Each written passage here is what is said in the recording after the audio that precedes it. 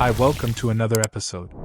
Israeli Prime Minister Benjamin Netanyahu has rejected U.S. calls to scale back Israel's military offensive in the Gaza Strip or take steps toward the establishment of a Palestinian state after the war, drawing an immediate scolding from the White House.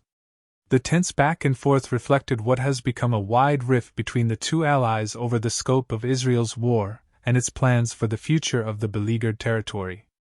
In a nationally televised news conference, Mr. Netanyahu repeatedly said Israel would not halt its offensive until it destroyed Gaza's Hamas militants and brought home all remaining hostages held by the group.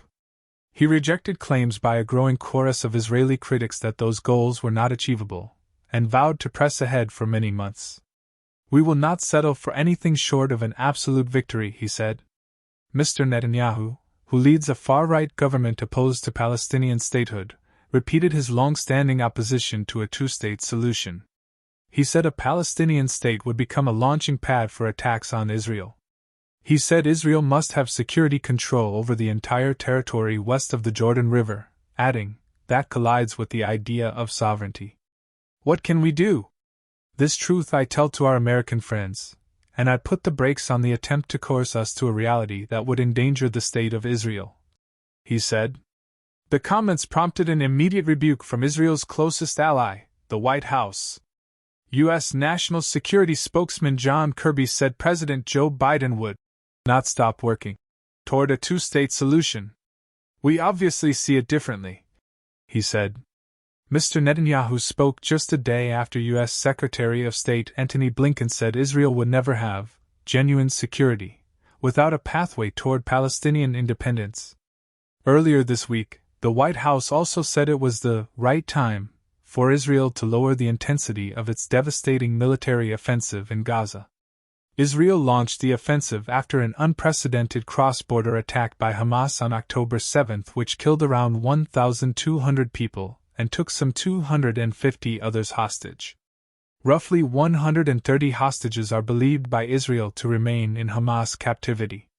Israel's assault, one of the deadliest and most destructive military campaigns in recent history, has killed nearly 25,000 Palestinians according to Gaza's Hamas-run health authorities, caused widespread destruction and uprooted over 80% of the territory's 2.3 million people from their homes.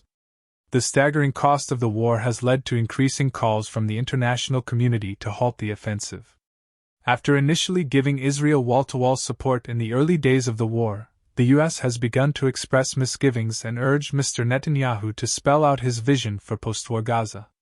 The U.S. has said the internationally recognized Palestinian Authority, which governs semi-autonomous zones in the Israeli-occupied West Bank, should be revitalized and returned to Gaza. Hamas ousted the authority from Gaza in 2007. The U.S. has also called for steps toward the establishment of a Palestinian state. The Palestinians seek Gaza, the West Bank and East Jerusalem for their state, areas that were captured by Israel in 1967.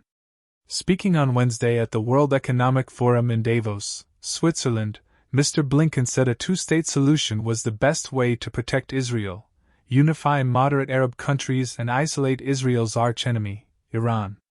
He said without a pathway to a Palestinian state, Israel would not get genuine security. At the same conference, Saudi Arabia's foreign minister said that kingdom was ready to establish full relations with Israel as part of a larger political agreement. But that can only happen through peace for the Palestinians, through a Palestinian state, he said. Before October 7, Israeli society was bitterly divided over Mr. Netanyahu's plan for a judicial overhaul. Since the attack, the country has largely rallied behind the war. But divisions have once again begun to surface over the Prime Minister's handling of the conflict. Families of the remaining hostages and their many supporters have called for a new ceasefire that could bring them home. Hamas released over 100 hostages in exchange for Palestinian prisoners during a week-long ceasefire in November. Dozens of people attended a somber gathering in Tel Aviv on Thursday in solidarity with the family of Kfir Bibas, the youngest Israeli hostage, who spent his first birthday in Hamas captivity. The boy and his 4-year-old brother Ariel were taken hostage along with their mother, Shiri, and their father, Yarden. All four are still held hostage. commentators have begun to question whether Mr. Netanyahu's objectives are realistic, given the slow pace of the offensive and growing international criticism, including genocide accusations at the United Nations World Court, which Israel vehemently denies. Mr. Netanyahu's opponents accuse him of delaying any discussion of post-war scenarios to avoid looming investigations of governmental failures, keep his coalition intact, and put off elections. Polls show that the popularity of Mr. Netanyahu, who is on trial for corruption charges, has plummeted during the war. Hamas has continued to fight back across Gaza, even in the most devastated areas, and launch rockets into Israel. It says it will not release any more hostages until there is a permanent ceasefire, something Israel and the U.S. have ruled out. Hundreds of thousands of Palestinians have heeded Israeli evacuation orders and packed into southern Gaza, where shelters run by the UN are overflowing and massive tent camps have gone up. Israel has continued to strike what it says are militant targets in all parts of Gaza, often killing women and children. Early on Thursday, medics said an Israeli airstrike on a home killed 16 people, half of them children, in the southern Gaza town of Rafah. Israel blames the high civilian death toll on Hamas because it fights in dense residential areas. Israel says, without providing evidence, that its forces have killed roughly 9,000 militants, and that 193 of its own soldiers have been killed since the Gaza ground offensive began. On Thursday, the Israeli army said it had destroyed the heart of Hamas weapons manufacturing industry near a major north-south road in central Gaza. It said the complex included weapons factories and an extensive tunnel network used to ship arms throughout Gaza. Ending the war before the goals are achieved would broadcast a message of weakness, encouraging our enemies to believe that they defeat us. And then the next slaughter would be only a matter of time, he said, amid growing skepticism in Israel that it can achieve its stated goal of eradicating Hamas. In light of this, Netanyahu reiterated that the military route is the only one that can be effective in rescuing the 100 or so living hostages still in Gaza, emphasizing that victory will take many long months, but we are determined to achieve it.